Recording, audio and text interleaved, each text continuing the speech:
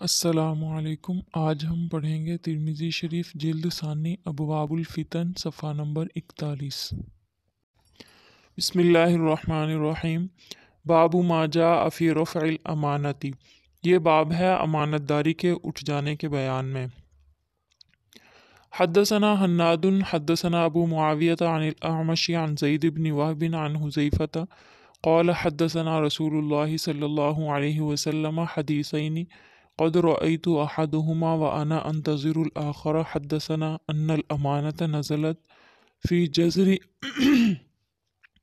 قلوب الرجال ثم نزل القرآن فعلموا من القرآن وعلموا من السنة ثم حدثنا عن رفع الأمانة فقال ينام الرجل النومة فتقبض الأمانة من قلبه فيظل أثرها مثل الوقت ثم ينام نومة ما تقبض الأمانة من قلبه فيظل أثرها مثل أثر المجل كجمر دحرجته على رجلك فنفطت فتراه منتبرا وليس فيه شيء ثم أخذ حصاة فدحرجها على رجله قال فيصبح الناس يتبايعون لا يكاد أحد يؤدي الأمانة حتى يقال إن في بني فلان رجلا أمينا وحتى يقال لرجل ما أجلده وأظرفه وأعقله وما في قلبه مثقال حبة من خردل من إيمان قال ولقد أتى علي زمان وما أبالي أيكم بايعت فيه لئن كان مسلما ليردنه علي دينه ولئن كان يهوديا أو نصرانيا ليردنه علي ساعيه فأما اليوم فما كنت أبايع منكم إلا فلانا وفلانا هذا حدیث حسن صحیح۔ حضرت حذیفہ رضی اللہ تعالیٰ عنہ سے روایت ہے کہ رسول اللہ صلی اللہ علیہ وسلم نے 2 حدیثیں بیان کی، ان میں سے ایک میں نے دیکھ لی اور دوسری کا انتظار کر رہا ہوں۔ آپ صلی اللہ علیہ وسلم نے فرمایا، امانت لوگوں کے وسط قلوب میں نازل ہوئی، پھر قرآن پاک نازل ہوا تو انہوں نے امانت یعنی ایمان کا حق قرآن سے دیکھا اور حدیث سے بھی سیکھا۔ پھر نبی کریم صلی اللہ علیہ وسلم نے ہمیں امانت کے اٹھ جانے کو بیان کرتے ہوئے ارشاد فرمایا، ایک آدمی سویا ہوگا اور اس کے دل سے امانت نکال لی جائے گی اور صرف ایک دھبا باقی رہ جائے گا، پھر وہ حالت نیند میں ہوگا اور اس کے دل سے امانت قبض کر لی جائے گی اور اس کا اثر نشان آبلہ کی طرح رہ جائے گا، جیسا کہ تم انگارے کو اپنے پاؤں پر لڑکا دو اور وہ چھالا بن جائے لیکن اس میں کچھ نہ ہو۔ پھر آپ صلی اللہ علیہ وسلم نے ایک کنکری اٹھائی اور اسے اپنے پاؤں پر لڑکا کر دکھایا۔ پھر فرمایا، جب صبح ہوگی تو لوگ خرید و فروخت کر رہے ہوں گے اور کوئی ایسا نہیں ہوگا کہ امانت کو ادا کرے، یہاں تک کہ کہا جائے گا کہ فلاں قبیلے میں ایک شخص امین ہے، اور یہاں تک کہ کسی کی تعریف میں اس طرح کہا جائے گا کتنا چست و چالاک آدمی ہے، یعنی کاروبار وغیرہ میں، جبکہ اس کے دل میں رائی کے دانے کے برابر بھی ایمان نہیں ہوگا۔ راوی کہتے ہیں کہ بے شک مجھ پر ایسا زمانہ آیا کہ بلا خوف و خطر خرید و فروخت کیا کرتا تھا، اگر کسی مسلمان کے پاس میرا حق رہ جاتا تو وہ خود مجھے واپس کر دیتا، اگر یہودی یا نصرانی ہوتا تو ان کے سردار ہمارا حق دلواتے، یعنی نبی کریم صلی اللہ علیہ وسلم کے زمانے میں، لیکن آج کل میں کسی سے معاملات نہیں کرتا، ہاں البتہ فلاں اور فلاں شخص سے کر لیتا ہوں۔ یہ حدیث حسن صحیح ہے۔ الامانت اصل معنی یہ ہوتا ہے کہ امانت کو ادا کرنا، اس میں خیانت نہ کرنا۔ یہاں پر کیا مراد ہے، اس میں علماء کے مختلف اقوال ہیں۔ نمبر 1، وہ مادہ جو آدمیوں کے دل میں اللہ تعالیٰ نے رکھا ہے جس سے وہ امانت میں خیانت کرنے سے ڈرتا ہے۔ نمبر 2، وہ اعمال مراد ہیں جس کا اللہ تعالیٰ نے انسانوں کو مکلف بنایا ہے۔ نمبر 3، امانت سے مراد تمام تکالیف اور احکام شرعیہ ہیں۔ نمبر 4، امانت سے مراد عقل ہے کہ عقل دے کر انسانوں کو مکلف بنایا ہے۔ نمبر 5، امانت سے مراد ایمان و ہدایت کا وہ بیج ہے جو ہر شخص کے دل میں اللہ نے بو دیا ہے۔ نمبر 6، امانت سے مراد ایمان ہے۔ حدیث کا مطلب یہ ہے کہ یہ امانت قلوب سے آہستہ آہستہ ختم ہوتی جائے گی۔ جب کچھ کم ہوگی تو نور ایمان کا ایک حصہ ختم ہو جائے گا، تو اس وقت اس کو وقت کہتے ہیں، اور پھر اور جز ختم ہوگا تو اس کو مجل کہا جائے گا۔ ینام الرجل النومۃ، اس سے مراد حقیقتاً سونا بھی ہے اور غفلت بھی مراد ہو سکتی ہے، یعنی یاد الہی سے، اور غفلت اتباع سنت میں کوتاہی وغیرہ۔ فیضل اسرها مثل الوقتی، وقت اس دھبا کو کہتے ہیں اس کے مخالف رنگ کی صورت میں جو نمودار ہو، یعنی دین سے اعراض اور سنت کی مخالفت کی وجہ سے سونے کے بعد آدمی جب دل کی طرف غور کرے گا تو نور امانت میں سے صرف نقطہ سا باقی رہ جائے گا اور کچھ بھی نہیں۔ حضرت گنگوہی رحمۃ اللہ علیہ فرماتے ہیں کہ وقت ایسی چیز کو کہتے ہیں جو نظر نہیں آتا، بخلاف مجل کے کہ اس میں نظر بھی آتا ہے، اور اس کی مثال آپ نے آبلہ کے ساتھ دی ہے۔ ثم ینام نومتن، جو دوبارہ زیادہ غفلت اور مخالفت سنت بڑھ جائے گی تو دل سے نقطہ کے برابر بھی ایمان ختم ہو جائے گا، صرف مجل باقی رہ جائے گا۔ مجل کہتے ہیں آبلہ کو، کام کرتے کرتے جب کبھی ہاتھ میں آبلہ سا ہو جاتا ہے، یہ آبلہ والا حصہ اگرچہ ابھرا ہوا نظر آتا ہے مگر اس کے اندر سوائے گندے پانی کے کچھ بھی نہیں ہوتا۔ بظاہر وہ آدمی اچھا اور صالح نظر آئے گا مگر دل سے سعادت اور بھلائی اور اخروی زندگی کو فائدہ پہنچانے والی کوئی چیز نہیں ہوگی۔ مجل سے مراد یہاں پر نفس آبلہ ہے، اور یہ وقت سے کم درجہ کا ہوتا ہے کیونکہ وقت میں نشان باقی رہتا ہے اور مجل میں نشان بھی باقی نہیں رہتا۔ ما اجلدہ و اظرفہ و اعقلہ، ایمان نہیں ہے تو یہ خوبیاں کا ایمان کے بغیر کوئی اعتبار نہیں۔ یہ تمام خوبیوں کا ذکر دنیا والے کریں گے مگر اللہ کے نزدیک یہ خوبیاں معتبر نہیں ہوں گی، کیونکہ اللہ تعالیٰ کی رضامندی کے لیے نہیں ہوں گی بلکہ یہ لوگوں کو دکھانے کے لیے ہوں گی۔ باب لترکبن سنن من کان قبلکم، یہ باب ہے کہ یہ امت بھی سابقہ امتوں کی پیروی کرے گی، اس کے بیان میں۔ حدثنا سعید بن عبد الرحمن المخزومی حدثنا سفیان عن الزہری عن سنان بن ابی سنان عن ابی واقد اللیثی ان رسول اللہ صلی اللہ علیہ وسلم لما خرج الى حنین مر بشجرۃ للمشرکین یقال لها ذات انوات يعلقون عليها أسلحتهم قالوا يا رسول الله اجعل لنا ذات انوات كما لهم ذات انوات، فقال النبي صلى الله عليه وسلم سبحان الله هذا كما قال قوم موسى اجعل لنا إلها كما لهم آلهة والذي نفسي بيده لترکبن سنت من کان قبلکم، هذا حدیث حسن صحیح۔ وابو واقد اللیثی اسمہ الحارث بن عوف وفی الباب عن ابی سعید وابی ہریرہ۔ حضرت ابو واقد لیثی رضی اللہ تعالیٰ عنہ فرماتے ہیں کہ جب رسول اللہ صلی اللہ علیہ وسلم غزوہ حنین کے لیے نکلے تو مشرکوں کے ایک درخت کے پاس سے گزرے جس کو ذات انوات کہا جاتا تھا، اس کے ساتھ اپنے ہتھیار لٹکاتے تھے۔ صحابہ رضی اللہ تعالیٰ عنہم نے عرض کیا یا رسول اللہ ہمارے لیے بھی ان کی طرح کا ذات انوات مقرر فرما دیں۔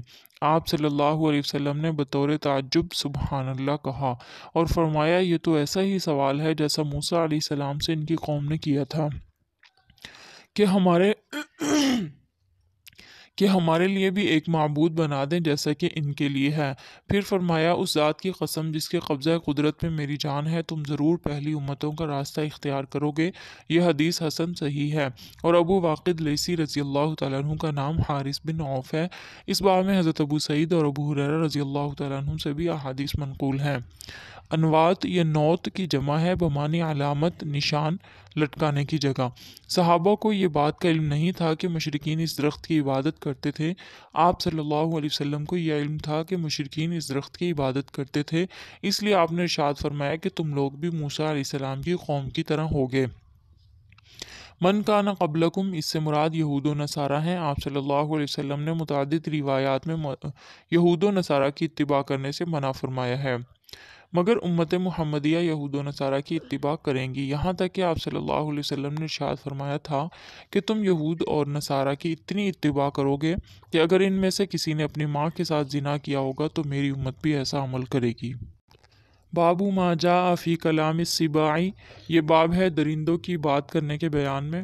حدثنا سفیان بن وکیع حدثنا ابی عن القاسم بن الفضل حدثنا ابو نضرة العبدی عن ابی سعید بن الخدری قال قال رسول اللہ صلی اللہ علیہ وسلم والذی نفسی بیدہ لا تقوم الساعة حتی تکلم السباع الانس وحتی یکلم الرجل عذبة صوته وشراك نعله وتخبره فخذه بما أحدث أهله بعده وفي الباب عن أبي هريرة وهذا حديث حسن صحيح غريب لا نعرفه إلا من حديث القاسم بن الفضل والقاسم بن الفضل ثقة معمون عند أهل الحديث وثقه یحییٰ بن سعید و عبد الرحمن بن مہدی۔ حضرت ابو سعید خدری رضی اللہ تعالیٰ عنہ سے روایت ہے کہ رسول اللہ صلی اللہ علیہ وسلم نے فرمایا، اس ذات کی قسم جس کے قبضہ قدرت میں میری جان ہے، قیامت اس وقت تک قائم نہیں ہوگی جب تک درندے انسانوں سے بات نہیں کریں گے، اور جب تک کسی شخص سے اس کی یعنی جانور کی چابک کی رسی اور تسمہ وغیرہ بھی بات کریں گے، اور اس کی ران اسے بتا دے گی کہ اس کی عدم موجودگی میں اس کی بیوی نے کیا کیا۔ اس باب میں حضرت ابو ہریرہ رضی اللہ تعالیٰ عنہ سے بھی حدیث منقول ہے۔ یہ حدیث حسن صحیح غریب ہے۔ ہم اسے قاسم بن فضل کی روایت سے جانتے ہیں اور یہ ثقہ اور معمون ہے، اور انہیں یحییٰ بن سعید اور عبد الرحمن بن مہدی نے ثقہ قرار دیا ہے۔ سباع اس کا مطلب ہے درندہ، عام ہے خواہ جانوروں میں سے ہو یا پرندوں میں سے۔ انس یہ بھی عام ہے خواہ مسلمان ہو یا کافر، دونوں داخل ہیں۔ قیامت کی نشانیوں میں سے یہ بھی ہے کہ ایسی چیزیں جو باتیں نہیں کرتی وہ باتیں کرنے لگیں گی۔ باب ما جاء فی انشقاق القمر، یہ باب چاند کے دو ٹکڑے ہونے کے بیان میں ہے۔ حدثنا محمود بن غیلان حدثنا ابو داود عن شعبۃ عن الاعمش عن مجاہد عن ابن عمر قال انفلق القمر على عهد رسول اللہ صلی اللہ علیہ وسلم فقال رسول اللہ صلی اللہ علیہ وسلم اشہدوا وفی الباب عن ابن مسعود وانس وجبیر بن مطعم هذا حدیث حسن صحیح۔ حضرت ابن عمر رضی اللہ تعالیٰ عنہما فرماتے ہیں کہ رسول اللہ صلی اللہ علیہ وسلم کے زمانے میں چاند دو ٹکڑے ہوا، تو رسول اللہ صلی اللہ علیہ وسلم نے فرمایا کہ اس معجزہ پر گواہ رہو۔ اس باب میں ابن مسعود، انس اور جبیر بن مطعم رضی اللہ تعالیٰ عنہم سے بھی حدیث منقول ہیں۔ یہ حدیث حسن صحیح ہے۔ یہ معجزہ نبوت کے 5ویں یا 9ویں سال میں ہوا۔ اس معجزے کا ذکر قرآن پاک میں بھی ہے۔ اقتربت الساعة وانشق القمر، قیامت قریب آ گئی اور چاند پھٹ گیا۔ چاند کے دو ٹکڑے کا سوال مشرکین مکہ نے اس لیے کیا کہ معاذ اللہ نبی کریم صلی اللہ علیہ وسلم جادوگر ہیں، تو جادو کا یہ اثر زمین پر ہوتا ہے، آسمان پر نہیں، اس لیے انہوں نے چاند کے دو ٹکڑے ہونے کا مطالبہ کیا۔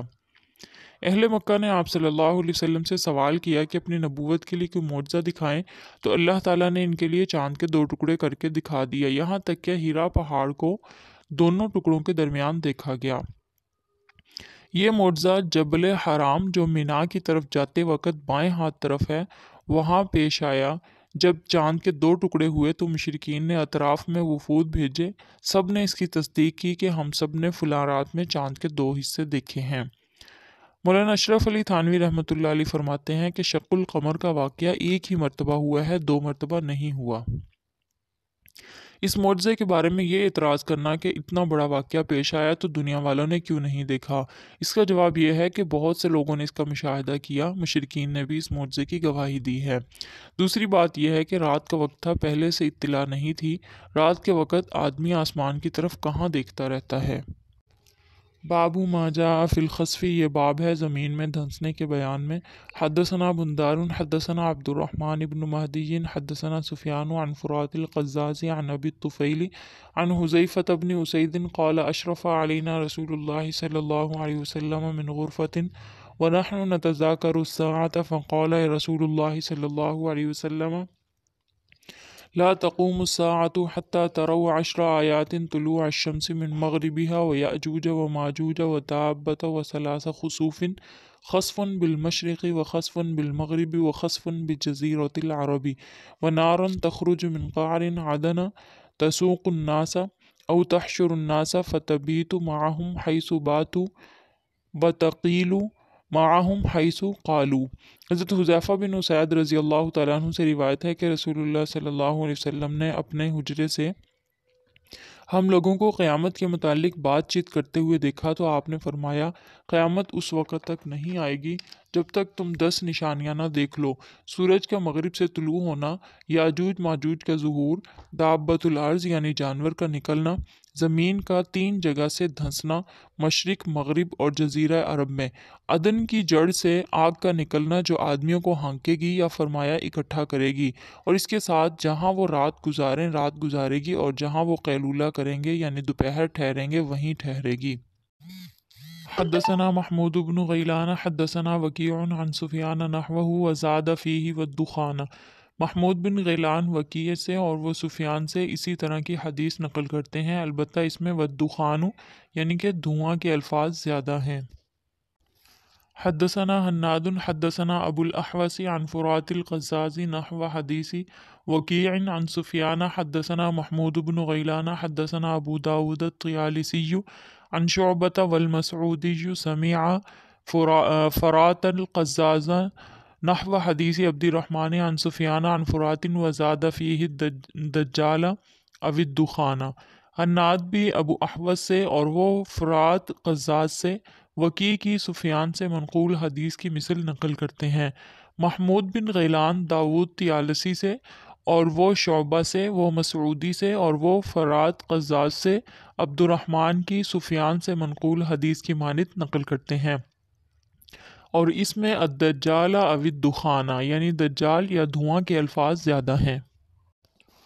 حدثنا ابو موسیٰ محمد بن المثنى حدثنا ابو النعمان الحكم بن عبد الله العجلي عن شعبة عن فرات نحو حديث ابي داود عن شعبة وزاد فيه والعاشرة اما ريح تطرحهم في البحر واما نزول عيسى بن مريم وفي الباب عن علي وابي هريرة وام سلمة وصفية بنت حيي هذا حديث حسن صحيح۔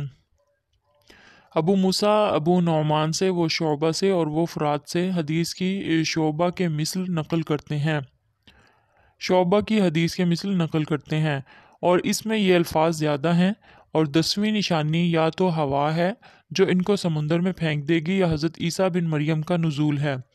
اس باب میں حضرت علی، ابو ہریرہ، ام سلمہ اور صفیہ رضی اللہ تعالیٰ عنہم سے بھی احادیث منقول ہیں۔ یہ حدیث حسن صحیح ہے۔ حدثنا محمود بن غیلان حدثنا ابو نعیم حدثنا سفیان عن سلمة بن كهيل عن ابی ادریس المرہبی عن مسلم بن صفوان عن صفیة رضی اللہ عنہا قالت قال رسول اللہ صلی اللہ علیہ وسلم لا ينتهي الناس عن غزو هذا البيت حتى يغزو جيش حتى إذا كانوا بالبيداء أو ببيداء من الأرض خسف بأولهم وآخرهم ولم ينجو أوسطهم قلت يا رسول الله صلى الله عليه وسلم فمن كره منهم قال يبعثهم الله على ما في أنفسهم هذا حديث حسن صحيح۔ حضرت صفیہ رضی اللہ تعالیٰ عنہ سے روایت ہے کہ رسول اللہ صلی اللہ علیہ وسلم نے فرمایا لوگ اس گھر یعنی بیت اللہ شریف پر چڑھائی کرنے سے باز نہیں آئیں گے یہاں تک کہ ایک لشکر چڑھائی کرے گا، اور جب زمین کے ایک چٹیل میدان میں ہوں گے ان کے اول اور آخر زمین میں دھنسا دیے جائیں گے اور درمیان والے بھی نجات نہیں پائیں گے۔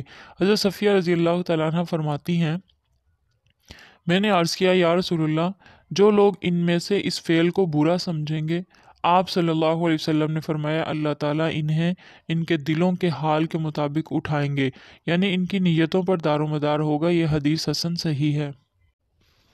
حدثنا ابو قریب حدثنا صیفی بن ربعی عن عبد اللہ بن عمر عن عبید اللہ عن القاسم بن محمد عن عائشہ رضی اللہ تعالی عنہ قالت قال رسول اللہ صلی اللہ علیہ وسلم يكون في آخر هذه الأمة خسف ومسخ وقذف قالت قلت يا رسول الله صلى الله عليه وسلم أنهلك وفينا الصالحون قال نعم إذا ظهر الخبث هذا حديث غريب من حديث عائشة لا نعرفه إلا من هذا الوجه وعبد الله بن عمر تكلم فيه يحيى بن سعيد من قبل حفظه۔ حضرت عائشہ رضی اللہ تعالیٰ عنہ سے روایت ہے کہ رسول اللہ صلی اللہ علیہ وسلم نے فرمایا اس امت کے آخر میں یہ عذاب نازل ہوں گے: زمین میں دھنسا دینا، چہرے کا مسخ ہونا اور آسمان سے پتھروں کی بارش۔ پھر فرماتی ہیں کہ میں نے عرض کیا یا رسول اللہ صلی اللہ علیہ وسلم کیا ہم نیک لوگوں کی موجودگی کے باوجود ہلاک ہو جائیں گے؟ آپ صلی اللہ علیہ وسلم نے فرمایا ہاں، جبکہ فسق و فجور ظہور پذیر یعنی غالب ہو جائے گا۔ یہ حدیث حضرت عائشہ رضی اللہ تعالیٰ عنہ کی روایت سے غریب ہے، ہم اسے صرف اسی سند سے جانتے ہیں۔ عبداللہ بن عمر یعنی عمر رضی اللہ تعالیٰ عنہ کے صاحبزادے نہیں بلکہ ایک اور راوی ہیں، ان کے حافظے پر یحییٰ بن سعید اعتراض کرتے ہیں۔ خسفی یہ بھی علامات قیامت میں سے ہے، اس کے مشابہت سے یہاں پر 10 علامات کو بیان کر دیا گیا ہے۔ بعض نے کہا پہلے خسف، پھر طلوع شمس، پھر یاجوج ماجوج کا نکلنا ہوگا، یعنی سورج کا مغرب سے نکلنا، اس کے بعد یاجوج ماجوج کا نکلنا۔ بعض نے کہا کہ یاجوج ماجوج پہلے ہوں گے، بعض نے کہا کہ دابۃ الارض پہلے آئے گا، بعض نے خاموشی اختیار کی ہے، بعض نے کہا کہ سب سے پہلے دجال نکلے گا، پھر عیسیٰ علیہ السلام کا نزول ہوگا، پھر خروج یاجوج ماجوج ہوگا، پھر دابۃ الارض نکلے گا، پھر سورج مغرب سے نکلے گا۔ یاجوج ماجوج کا ذکر قرآن پاک میں بھی آتا ہے۔ یہ 2 قبیلوں کے نام ہیں جو یافس بن نوح کی اولاد میں سے ہیں۔ یہ دونوں قبیلے بہت ہی زیادہ جنگجو اور طاقت والے ہیں۔ ان کا کام لوٹ مار کرنا، جھگڑا فساد ہے۔ ان کے فساد سے روکنے کے لیے متعدد دیواریں بنائی گئی ہیں، ان میں سے ذوالقرنین کی دیوار کا ذکر قرآن پاک میں بھی آتا ہے۔ دابۃ الارض یہ کوہ صفا اور مروہ کے درمیان سے نکلے گا اور 60 گز لمبا ہوگا، چہرہ انسانوں والا، پاؤں اونٹ والے، گردن گھوڑے کی طرح، دم چیل کی طرح، سرین ہرن کی طرح اور سینگ بارہ سنگے کی طرح، ہاتھ بندر کی طرح۔ سلیمان علیہ السلام کی انگوٹھی اس کے ہاتھ میں اور موسیٰ علیہ السلام کا عصا اس کے پاس ہوگا۔ عجیب قسم کا یہ جانور ہوگا، یہ مومن کی پیشانی پر مومن اور کافر کی پیشانی پر کافر لکھے گا۔ ثلاث خسوف، یہ اللہ تعالیٰ کے عذاب کی ایک صورت ہے۔ گزشتہ قوموں میں متعدد بار عذاب نازل ہو چکا ہے، یہ 3 مرتبہ خسف پہلے خسوف کے علاوہ ہوں گے۔ نار تخرج من قعر عدن، یہ آگ یمن سے، بعض نے کہا شام سے نکلے گی۔ قاضی ایاز رحمۃ اللہ علیہ کہتے ہیں یہ آگ 2 ہوں گی، ایک یہ کہ آگ ایک ہی ہوگی جس کی ابتدا یمن سے ہوگی اور اس کا ظہور حجاز کی سرزمین سے ہوگا۔ دخان، بعض روایات میں دخان کا بھی ذکر آتا ہے۔ اس کے بارے میں صحابہ تابعین کے 3 اقوال ہیں۔ نمبر 1، حضرت علی، ابن عباس، ابن عمر اور ابو ہریرہ رضی اللہ تعالیٰ عنہم وغیرہ کے نزدیک قیامت کے قریب واقع ہوگا دھواں۔ نمبر 2، حضرت عبداللہ بن مسعود رضی اللہ تعالیٰ عنہ وغیرہ کے نزدیک یہ گزر چکا ہے، جبکہ مکہ والوں پر قحط آیا آپ صلی اللہ علیہ وسلم کی بد دعا کی وجہ سے، انہوں نے مردار تک کھائے اور آسمان پر دھواں نظر آتا تھا بھوک کی وجہ سے۔ اور تیسرا قول ہے عبد الرحمن اعرج رحمۃ اللہ علیہ وغیرہ کے نزدیک، فتح مکہ کے دن جو غبار وغیرہ آسمان پر اڑا تھا اسی کو دخان سے تعبیر کیا گیا ہے، مگر موجودہ حدیث سے پہلے قول کی تائید ہوتی ہے۔ دخان 2 ہیں، ایک تو گزر چکا ہے جو مکہ میں قحط کے وقت تھا، دوسرا باقی ہے۔ اس دخان سے مومن کو صرف زکام ہوگا اور کافر کے تمام منافذ کو پھاڑ دے گا۔ اس وقت میں اللہ جل شانہ یمن کی طرف سے ہوا کو بھیجیں گے جو ہر مومن کی روح کو قبض کر لے گی اور پھر صرف کفار شریر لوگ باقی رہ جائیں گے۔ یہ قول علامہ آلوسی رحمۃ اللہ علیہ نے حضرت عبداللہ بن عباس رضی اللہ تعالیٰ عنہ کا ایک قول سے نقل کیا ہے، اس سے دونوں قولوں میں تطبیق ہو جاتی ہے۔ اما ریح تطرحهم فی البحر، ہوا ہوگی جو لوگوں کو سمندر میں پھینک دے گی۔ پہلے تو یہ آیا تھا کہ ایک آگ ہوگی جو لوگوں کو میدان محشر میں جمع کرے گی، اور یہاں پر ہوا کا ذکر ہے کہ وہ اٹھا اٹھا کر پھینکے گی۔